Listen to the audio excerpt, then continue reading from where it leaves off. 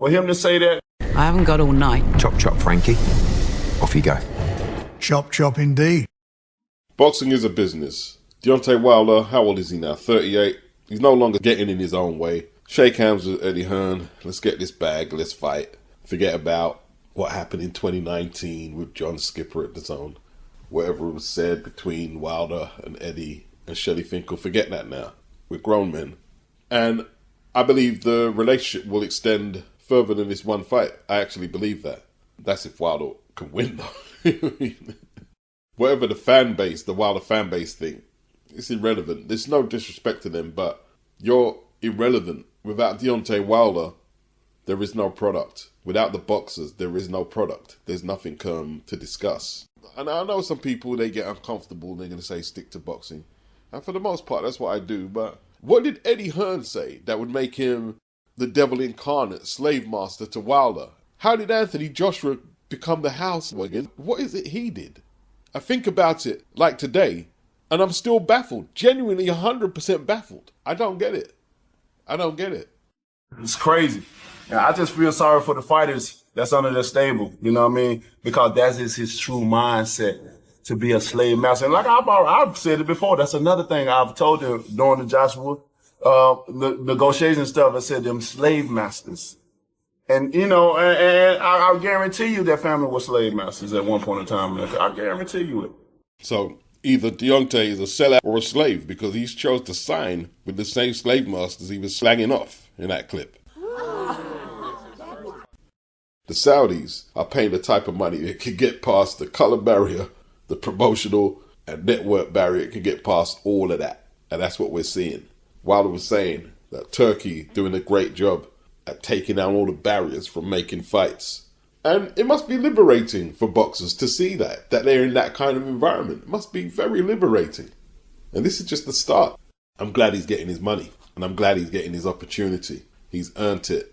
Him, Boots, Sabrail Matthias, Frank Sanchez have all defected from that side of the street, and they've made the right decision. Apparently, there are tweets going about that Wilder is losing fans because he's signed with Eddie Hearn. Well, depending on how he performs against Zhang, he loses fans to gain a whole lot more of new fans. And judging by how his so-called fans, after he lost the second and third fight to Fury, abandoned ship, changed up their content, and went missing, what difference does it make anyway? I once was told from a wise old man, you know, when you're doing business, even with people you don't like, business is business, treat it accordingly. It doesn't matter if Deontay Wilder doesn't like Eddie Hearn and he's doing this just to get at the bag and get his opportunity. It doesn't matter. That's what he should have done from years back. That's what he should have done. But like I said, we're not going backwards. We're going forward. We're going forward. The only problem is at 38, one win in the last 5 years, 4 fights in the last 5 years is what's left in the tank. The narrative for this Wilder fight changes, where normally you would say Wilder is very dangerous early. I think this time around it's Zhang who is dangerous early. If Wilder can get through the first 4, 5 or 6, he could possibly stop Zhang down the stretch. But, you know, if he can win on points down the stretch, that's good as well. That's an excellent win. I want to do more study on that fight before I give you a more detailed breakdown. But yeah, right now it looks to me like Zhang early, Wilder late. Very good matchup. 2 knockout artists. I am leaning to Zhang at this moment to knock Wilder out. And I know that if Wilder lands on Zhang, it's over. It's quite interesting, you know, in the bit we did earlier, Joseph Parker said that Zhang is the bigger puncher. Joseph Parker says that Zhang hits harder than Wilder. I don't want to quote Joseph, but he said that Zhang's power is on another level. That's me paraphrasing. But what's the surprise, really? Wilder weighed 213 for his last fight. Zhang weighed 291. That's 78 pounds he's playing with over Deontay. Wilder can't afford to get hit with full-blooded shots from Zhang early on. Wilder has a weak resume. So while, yes, he's a good puncher, a very good puncher for that matter, floored Fury 4 or 5 times in their 3 fights, but didn't win none of the fights. His power legacy is a bit of a myth, if we're being honest. And yeah, like I'm saying, I'm leaning towards Zhang. And I think Malik Scott is going to lead Wilder into a defeat. But he does have a puncher's chance. But what kind of puncher's chance? Maybe a bigger test than the Fury fights. Zhang is a bigger puncher than Tyson Fury.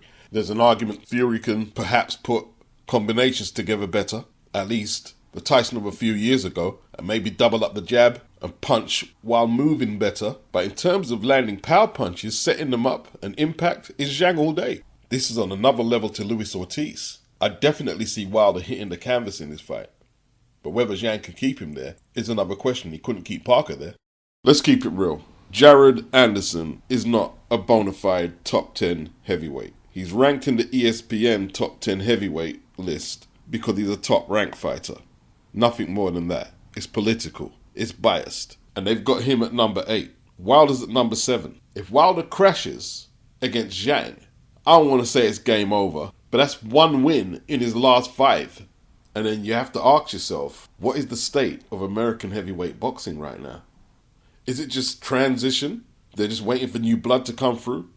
Or are they just living on past reputation from the days of Larry Holmes, Holyfield, Mike Tyson, Ali, Joe Louis, Sonny Liston, Big George Foreman, The Rock, Marciano? What's going on? There's a lot resting on Deontay Wilder's shoulders. There's a whole lot. All their heavyweights are going into NBA and NFL is a garbage argument to me. They've always had NFL and NBA while they had quality heavyweights. Why isn't that the case today? I think a lot of it is down to the incompetence of the likes of Al Heyman. I think Bob would have more American talent on there if there were more American-born heavyweights out there, if he thought they had star potential. But you look at Al Heyman's schedule, or at least the potential schedule on Amazon, there's not one decent heavyweight fight, headlining or on an undercard. Not one. Sanchez and Wilder, they're all headed off over to Saudi Arabia, and Al sure hasn't invested in any heavyweight prospects from the USA. He sure hasn't did that. Bob Arum has got Jared Anderson and Richard Torres. What's Al Heyman did from the last Olympic cycle? Fuck all, except stay silent. Trying to sell the American public. Tim Tszyu versus Keith Thurman, first Amazon card. Keith Thurman, sick note, pulls out. Tim Tszyu versus Fundora. Then it'll be in denial that it did less than 50,000. Well, it definitely did less than 50,000. I just realised he blocked me on Twitter. Sensitive ass Leonard. Daniel, I'm going to start with you. You feeling confident? You look over there to the far side. FILIPHRGOVIC, it's a big fight. Very, very confident, working hard, and I'm just ready to prove, We had a spar a while back and he keeps talking about that, so I'm going to just show him that people change. I'm a different animal now. Fighting words. Philip, how do you respond to that? I hope so he changed, because if he didn't change it would last few rounds only. So I hope so he changed, man. That sparring wasn't good for him. So I hope so you changed. Hrgovic believes he can pick up where he left off in the sparring session, and Daniel Dubois is telling him he's a different animal. Now, it looks like Daniel turned a corner against Miller to partly repair the 2 quits against Joyce and Usyk. But it's hard to tell. Miller, very inactive, fitness levels weren't there, and he's not that good anyway. But Daniel, at the same time, he showed heart, he showed combination punching, and he showed a little more metal, METTLE, that he will need to go forward and be productive in the heavyweight division. Hrgovic is a very arrogant fighter, which is good. We don't want fighters going in there second-guessing themselves, not letting their opponents know what's about to happen to them. No, we want them to exude that gladiatorial aura. That's what we want, and that's what Hrgovic is doing. Although, in Daniel Dubois' defense, he was more likely 18, 19, or whatever age when they sparred. He's now 26. Hrgovic is 31. I would argue Daniel could be improving as Hrgovic has stagnated a little as a pro, if I'm going off that Dempsey-McKean performance and the Zhang performance. This guy is so fucking stupid. He mentioned the sparring where he got beaten up. So why you mention this? You should be quiet about this. I should mention this. He got the mic and he talked about that sparring. He was destroyed, man. I mean, it was a long time ago. He was young, but I was young as well, you know. I just turned professional. 19 knockouts and 20 wins, 2 losses. Daniel Dubois, 14 knockouts and 17 wins, no losses. Hrgovic, so some big punching is guaranteed on the night. Good fight. The Queensbury Matchroom thing, not really that important to me. There's certain fighters I want to win on either side. Don Charles, I spoke to Don live in the flesh at the York Hall where he was working the corner for one of his fighters. I've got an interview with Don from years back.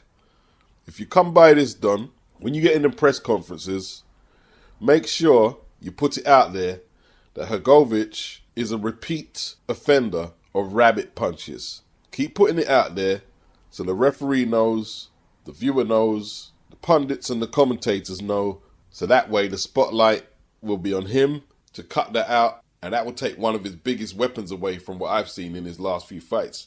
Even the mismatch against Mark Demore, he was hitting Demore in the back of his head. So get on to him about that, and also say what you want about Hrgovic. He's a good stayer, although you don't have to particularly be a good stayer to outlast ZHILEI. But he was getting back at Zhang in the late rounds. He also pulled it out late against Dempsey McKean. So Daniel's gas tank will have to be on point.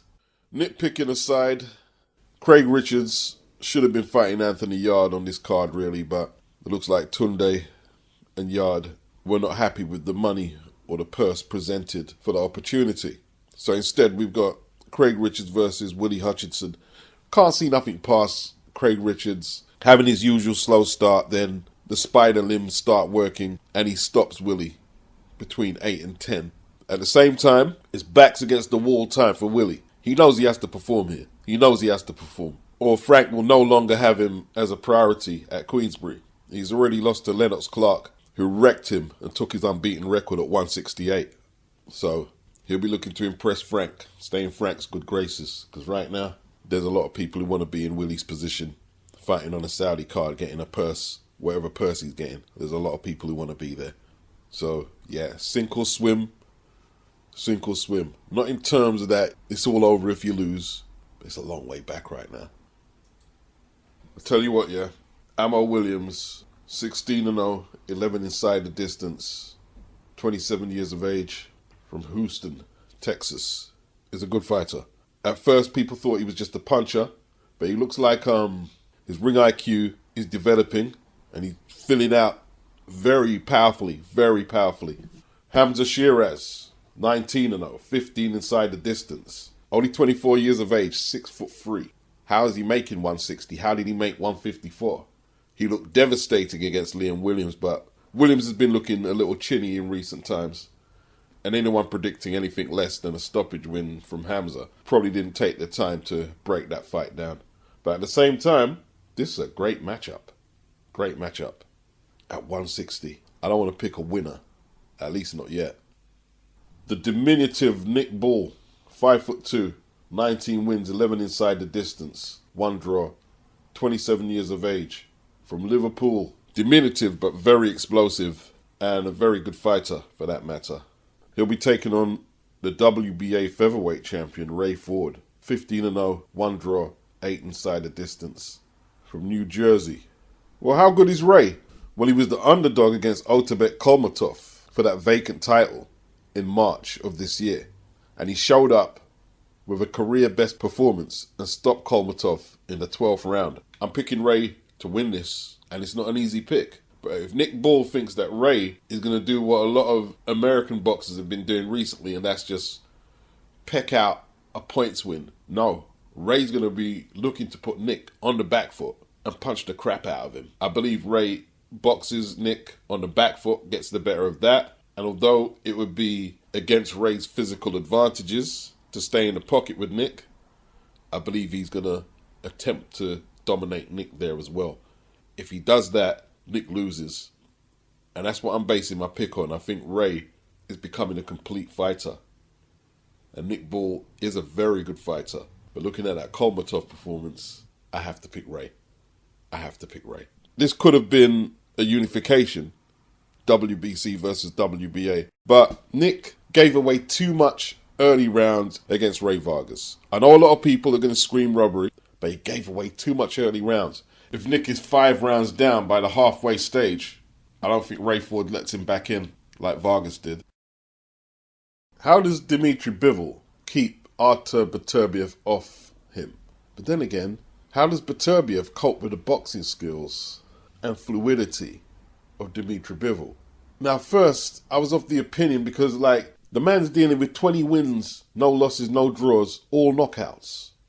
Just looking at a knockout record like that can throw a fighter off their game. Just looking at the knockout record. And it could also influence your pick. So we need to take a look what's underneath the bonnet on this one.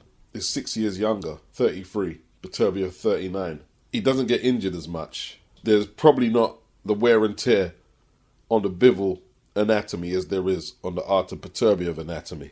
Beterbiev, when asked what will happen in the fight, he said to Bivol, he knows. Like, was he talking about a sparring session they may have had that he feels he dominated? Bivol, in that nerdy sort of way he laughed it off like, I don't know what he's talking about. Maybe it means nothing. I don't like getting picks wrong, I'll admit that. But if I genuinely am not sure about the outcome, I'm not going to pick. I don't gamble, I'm not going to pick. But at this moment, the Beterbiev physical strength is what my gut is telling me wins out. And it's going to upset some people, but I don't give a fuck about that either. I don't believe he's a clean athlete 100%, but I don't know who's clean from who's not, in all truth. And with that, I'm gone. Ghost, peace, sayonara.